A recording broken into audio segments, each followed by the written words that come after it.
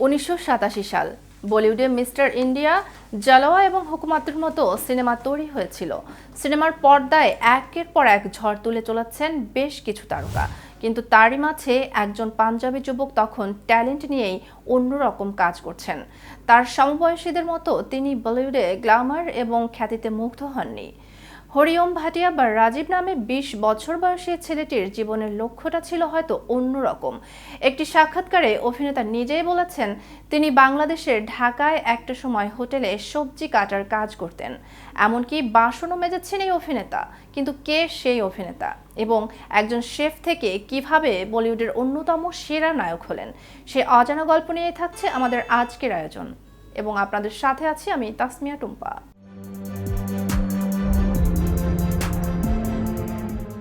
রাজীবের martial আর্টে পারদর্শিতা ছিল বরাবরই, কিন্তু তিনি শেফও হতে চেয়েছিলেন একথা অনেকেরই অজানা।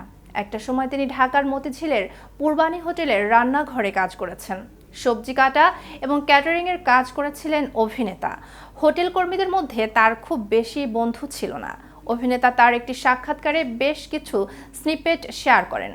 অক্ষয় তার এক আত্মীয়ের মাধ্যমে আমাদের হোটেলে যোগদান করেছিল। সে সময় তিনি একেবারে নতুন আগত, তার কাজের বিষয়ে আগে থেকে তেমন জ্ঞান ছিল না এবং তাই তাকে রান্নাঘরের কিছু সহজ কাজ দেওয়া হয়েছিল। পরবর্তীতে সেই ভীতু এবং নম্র ভদ্র যুবক তার প্রজন্মের অন্যতম সফল অভিনেতা অক্ষয় কুমার।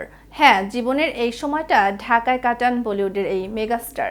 পূর্বানী হোটেলের রান্নাঘরে কাজ করতেন পদ্মশ্রী বিজয়ী এই অভিনেতা। তবে হোটেল কর্তৃপক্ষের কাছে হোটেলে তার কাজ করার সেই সময় কোনো অফিসিয়াল নথি নেই। পূর্বানী হোটেলের hotel and sales marketing manager Mohammad Mahmud Hossain বলেন, হোটেলে এসে তার নাম বলেন রাজীব হরি। আমরা খুব কমই জানতাম যে তিনি একজন বিখ্যাত অভিনেতা হবেন। আমরা আমাদের নিয়মিত কর্মচারীদের মতোই তার সঙ্গে আচরণ করেছি। তবে আমরা যদি তার সম্পর্কে আরও তথ্য পেতাম খুব ভালো হতো। এটা অবশ্যই আমাদের ব্র্যান্ডিং বাড়ত। শেফ হিসেবে নিজের ক্যারিয়ার নিয়ে বেশ কয়েকবার কথা বলেছেন অক্ষয় নিজেই। বিভিন্ন সাক্ষাৎকারে তিনি ঢাকায় তার ক্যারিয়ারের কথা উল্লেখ করেছেন। তবে তিনি কোথায় কাজ করেন তা কখনোই প্রকাশ করেননি। পূর্বানীতে তার কর্মজীবন 6 মাসের ছিল।